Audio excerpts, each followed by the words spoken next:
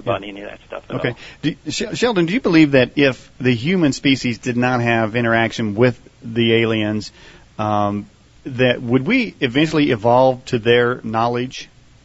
Well, that's what we're doing right now. We're in the process of moving from being what I like to call planetary humans, which are people stuck in this particular place called Earth and a planet with a very limited civilization that has a lot of defects like pollution, etc., and wars and disunity, to a place that is just the opposite of that, where there's peace, cooperation, unity, and you've gone to the next level of your development, which is to actually go out into space in a big way, with advanced civilizational technologies, which involve things such as what here we might call anti-gravity drives, etc., similar to what we're talking about with what we call here UFOs.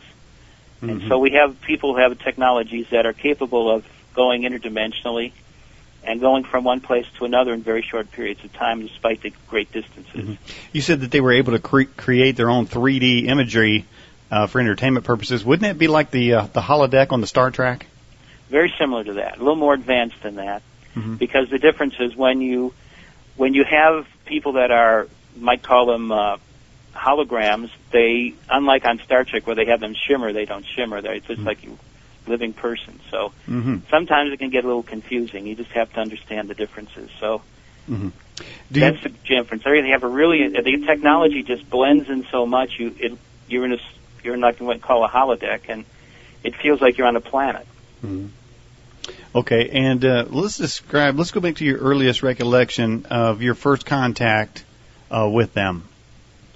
Well, it started when I was a very, very small child. I've actually been involved with them since I was very, very young, 1, 2, 3 years old. So to me, the aliens, as people here might call them, or the ETs or whatever, to me have always been a part of my life. They've been as much a part of my life as my parents and my family, etc. So to me, the education that I had was actually kind of, I looked at it as dualistic. It was what was down here and what they offered me up there. So, and I've been in between, when I was a child especially, I was in between being up in the ships and being down here so many times. I felt more at home up there than down here. I used to argue with them about not wanting to go back. So, because it's such a different world. It's like black and white to me, because up there you have this angelic energy. It's technology that so that you're never feeling alone. You're always being able to communicate either with the ship or with them, because they're all telepathic.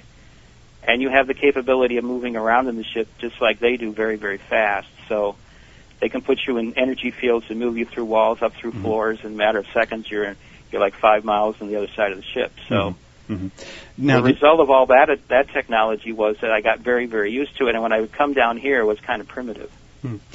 Cars and elevators and aircraft and stuff like that. Okay, I have a listener from, I didn't say where they're from, I guess, well, that's irregardless, but a listener just emailed me and said that when I gave the greeting, Selamat Jarin, they heard several beeps, and then they make the comment that 17 years ago on KBPI show with Lyndon Moulton Howe, the Alien Harvest, they heard the same beep. My question to you is, Sheldan, are they listening to the program right now? Yeah, they're listening. They kind of monitor and back up me by just adding energies. Their idea is to be as unobtrusive as possible. Yeah. Could you have them go to my website and click on Suggest the Show to XM Radio? For some reason or other, we don't have enough votes there to get it up yet. Sure, I'll ask. I'll ask them. Okay, now, is it possible that we can have a three-way conversation? No, because what they do is they are with me telepathically. Like I said, they try to be as unobtrusive as possible, so they don't try to show off when I'm doing anything. Well, I guess one of I know you've had this question probably, and I'm going to get to questions you've never had, by the way, if I haven't hit you with some you haven't had yet. So be ready. But do they have a non-interference pact similar to that of Star Trek? It's somewhat, but not really the same, because the process is that since they helped create this civilization long, long time ago, because we're all basically ETs, we're not from here. So they have, in one way or another, helped create the civilization in its beginnings and then let it go for a long period of time, last 13 millennium. So they have just been doing little things with the angels and other parts of heaven that are involved with our growth to help that process along. So what we would have to say is they've been unobtrusive and not directly involved with it because they were told not to. So the process is, yes, they have been, and mostly they haven't been. So. Mm-hmm. Okay. All right, everybody. We are talking with Sheldan Nidle, and we're talking about the Planetary Activation Organization, of which he was selected by them to be the head. If you have a question for Sheldan, go to the EdgeAM.com website and click on Fast Blast. And by the way, this crystal clear call from Maui is on our VoIP line, and if you listeners out there haven't joined us with the Edge Radio broadcast in either having VoIP as your telephone service or becoming a member where you can actually make money from telephone or telecommunication services, go to the link, the Light Year link on the Edge Radio website. Sheldon, we have this question in on Fast Blast. As a matter of fact, do you have any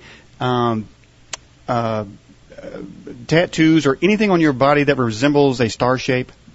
Nope, I don't have anything. Mm-hmm. Have you heard of people that have star-shaped birthmarks? Yeah, I've heard of all different kinds of shaped birthmarks, yes. Do you have any implants? I have them, but they're designed in a very positive manner to help with the communications and so they can trace me all the time. Mm-hmm. I was told that Steven Spielberg has a collection of alien implants. Have you heard that? I've heard all kinds of things about Steven Spielberg, so mm-hmm. I had some people in Sedona tell me all kinds of strange, crazy things that I wasn't supposed to tell anybody, so I'll just say yes, I've heard things. Okay, well, we hope you can say some things tonight you're not supposed to tell anybody.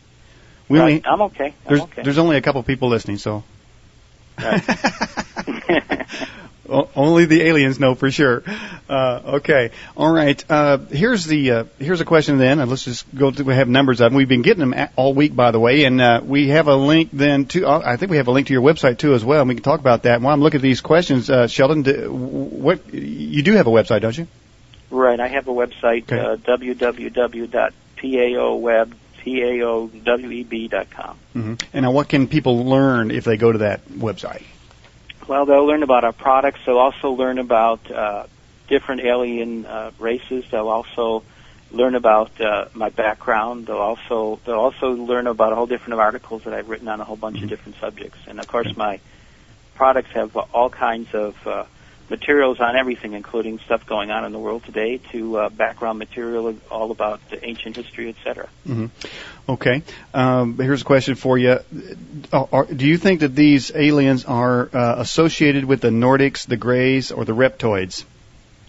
The people that I have are humans, and all this Nordic and Reptoid and stuff, it has to do with what they told me about was the old dark side. You see, the concepts that they've given me are a lot different than everything I've ever read about UFOs. So, mm-hmm.